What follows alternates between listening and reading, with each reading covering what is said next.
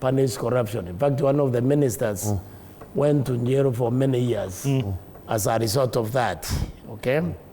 And then they made a decision that only meritocracy is going to move you from A to B in government, in other ones, or appointment and the promotions must strictly based on your competence, not the party loyalty, not the tribe where you come from. That is the software. You need to work on the software before you bring in the money issue. The money will come and then go without even building a single road. That's what he's trying to explain. So if you are serious about Singapore, you lay that groundwork first. And then on top of that, you now bring the resources that is supposed to move you forward. Now, we are not doing any of that. We are pronouncing infrastructure, forgetting that we need to build the ground soil of a culture that can now move the infrastructure to be useful for the country. So that is not there. Nobody is thinking about that. That's why Carol Omondi said that was more of a political statement than a serious plan of action. Big and different. All right. And if I must say something about Singapore, Dibal, I must say it here.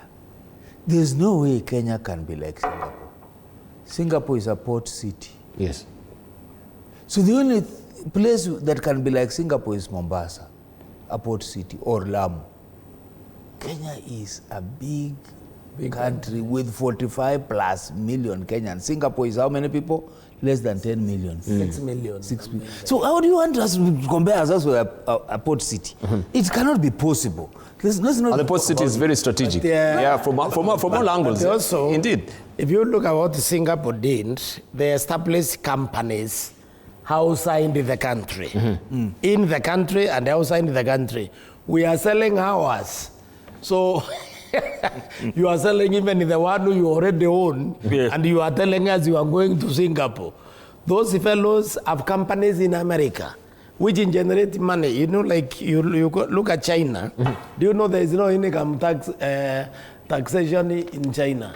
Because the companies, government companies, generate money that now the government uses to fund the social program, like education, like health. We are selling ours. And we are talking about Singapore or Malaysia. I think we need to respect Kenyans and respect those countries, respect those people. Because we are not there. We are too greedy. We can't be there. How can you sell the companies that you have and then at the same time say that you want to be like that fellow who didn't sell, whose rationale for developing the country was actually setting up companies that individuals cannot set up, and then making those companies go international so that they can bring money from outside.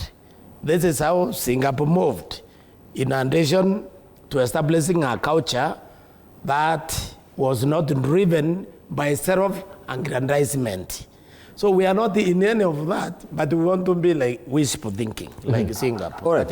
So for the ordinary Kenyan, that maybe this may be way flying over their heads regarding to understanding just the permutations around it, that we have all these assets, which are government assets, now they're being offloaded to,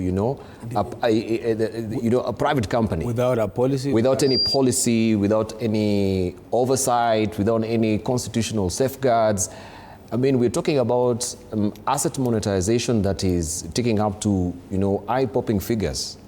How then do we justify you as a parliamentarian knowing that we have huge assets that is going to people who will not be, even we don't know